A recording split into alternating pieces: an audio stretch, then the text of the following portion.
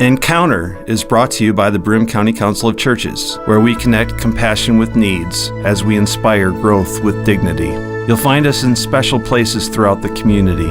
For those who remain hungry, we provide meals. For those who are challenged, we build wheelchair ramps. We comfort those who are ill, minister to those who are confined, and we remain an advocate for change and understanding on behalf of every element of our community. Connect and inspire. Encounter the Broome County Council of Churches. Good morning and welcome to Encounter. My name is Joe Sellepack. I'm your host today for the Encounter program. When I was a kid in Sunday school, one of my favorite songs had to do with us all being sons of Abraham. Abraham had many sons, says the song. You know, as I was a kid, I always thought of that as being indicative of those of us who were Christians, that we all had Father Abraham as our father. And as I grew up and I began to realize that there were far more religions than just Christianity within our world, I realized that Jewish people, as well as Muslims, all viewed Father Abraham as being a key figure within their religious tradition. And it's interesting that in our local area, we have a group called the Children of Abraham. And to talk a little bit about what Children of Abraham do and what and some of the upcoming events that we're celebrating here on November 2nd is John Goodell, who is the convener of the Children of Abraham group, and Rabbi Barbara Goldman-Wartell, who is the rabbi at Temple Concord in Binghamton, but is also a member of the planning committee for the Children of Abraham. Welcome to Encounter, both of you.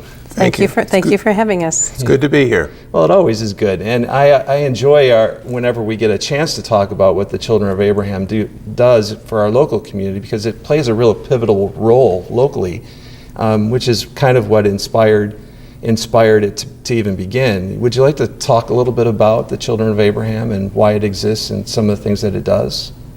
Well, it started formally about 5 years ago. There had been interfaith work in the community on an informal basis for a number of years, but a group from one of the Christian denominations, the Methodists, wanted to do an interfaith program in the community. So they planned an event to take place at the mosque in Johnson City, the Islamic Organization of the Southern Tier, that focused on Abraham and how each of our Jewish, Christian, and Muslim traditions viewed Abraham. And we held that program and a couple of hundred people came, and then afterwards we decided to make our planning group a community-based group rather than a denominational or particular religious-based group. And since that time we've been working to do programs that foster communication among people of the different traditions, respect and understanding and appreciation, even in not necessarily to agree on everything, but to appreciate and understand and listen to one another. Yeah, one of the programs I remember. I remember the first one with the tent and that was kind of powerful. The tent of Abraham being a powerful symbol within the Bible itself, but. One of the ones that I remember was the one where we were talking about different ways that we approach eating and table fellowship, and that was an interesting one for my kids to go to, because they were we found out that when they went to this event that several of their friends were, a couple of them were Jewish, a couple of them were from the mosque, and when they showed up there, they're going, you're Jewish, you're Muslim, you're Christian. Well, what does this mean? And it was a very powerful symbol that and they also realized that they all celebrate, or they all have a different approach to food. My son's approach to food is eat whatever you can, but of course they find out that there's different ways of approaching food and approaching meat, approaching the table, which kind of transcended some of that. So I always remember that moment. It was pretty profound for us. So we had the opportunity, as we try with most of the programs, we put together information about blessings, what we say before we eat from all three traditions, and then whatever we might do following what we eat, and then the conversation at the table. Because what we found, even in planning for that first event in the tent, but throughout, has been that just as important as whatever material is presented, even more important probably is the opportunity for people to relate directly to one another, and that it is through that relating and getting to know one another as people and understanding that we're people of different faiths that we gain more of a relationship, respect for one another, both looking at what we have in common and looking and appreciating some of the differences and the distinctiveness as well. And that would be a particular role that the children of Abraham play is, like you were talking about your title as being convener for the children of Abraham. In a way, children of Abraham is a convener of hospitality. It shows how we can have hospitality for each other. We can respect each other's differences, but yet still celebrate our individual faiths. I'm glad you used the word hospitality, because we work very hard to help people feel welcome. Many people, maybe most people, feel strange walking into the religious or worship space of another religion, especially if they've never done it before. Right. And one of our goals is always to make people know that they're welcome and that they're able to participate and ask questions and talk to one another pretty freely. So that meal program that you mentioned also took place in the mosque, as I recall. And one of the things that happens around the table is a sense of hospitality as we share food together. I mean, I think that's common in all three of our traditions. Now, one of the other ones that that was done was with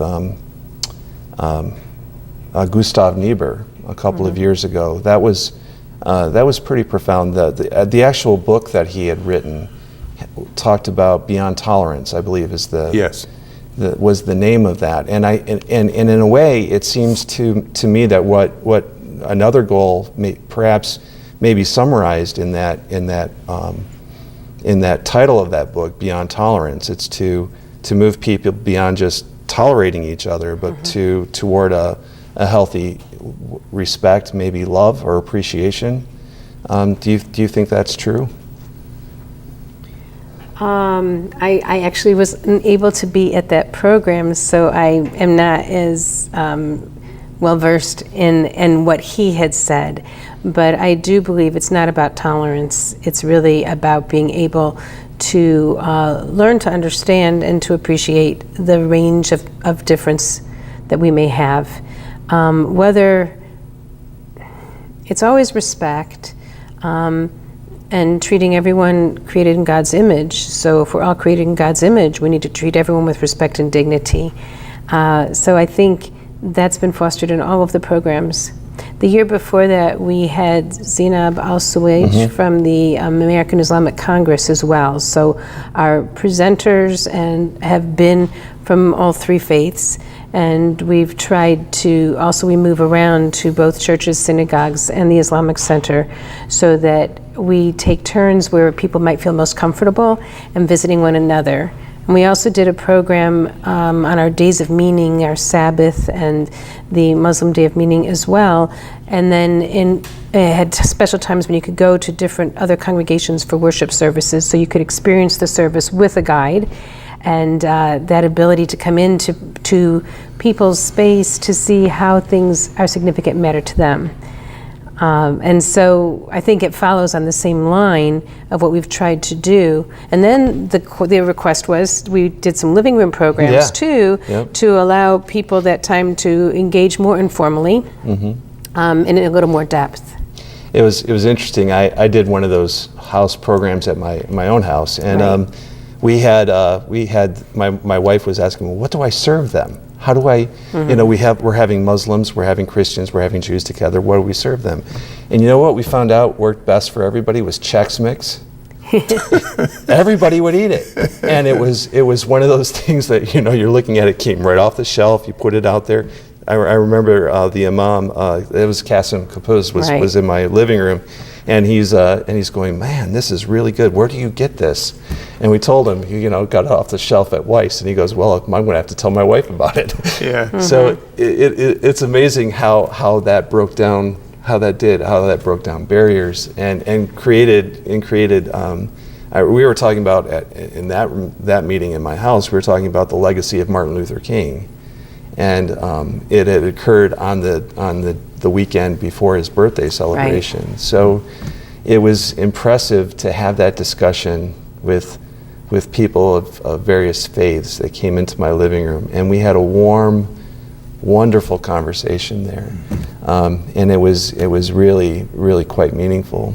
We try in many of our programs to have not only a presentation, but a time afterwards where we gather people in small groups with members of each religious tradition present in each group to have those kinds of conversations around tables.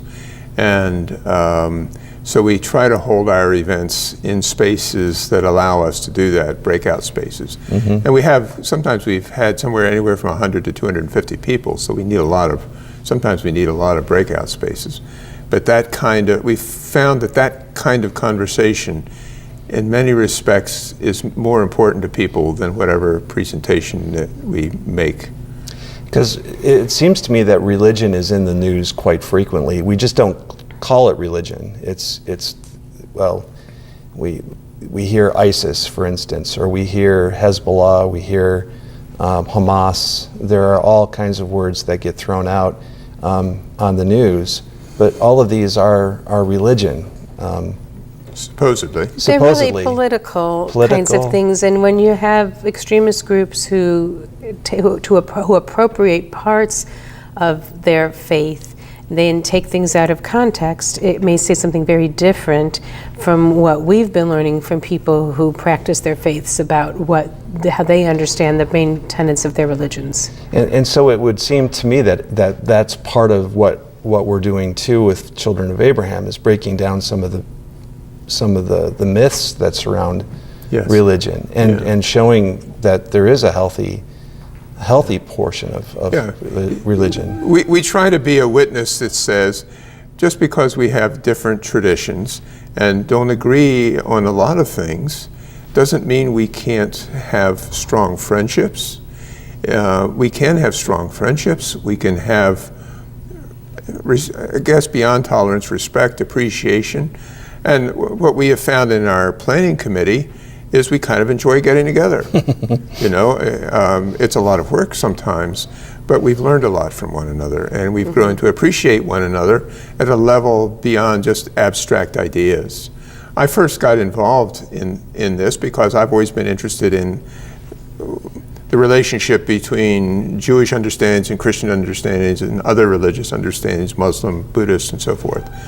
But I found out that as we've gotten involved through Children of Abraham, that we go beyond that kind of concern, that even though we don't always understand each other's positions, we can still enjoy being together and appreciate being together and have respect for another tradition and honor another tradition without thinking that we can put them in some little prejudicial box of some sort.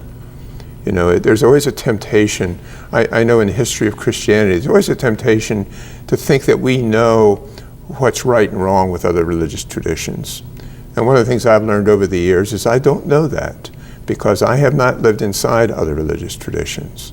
And if you really want to know what's the strengths and weaknesses of another tradition, you have to let people from that tradition talk about it. Exactly. I mean, I can't do that analysis. And so that's kind of exciting to learn that and come to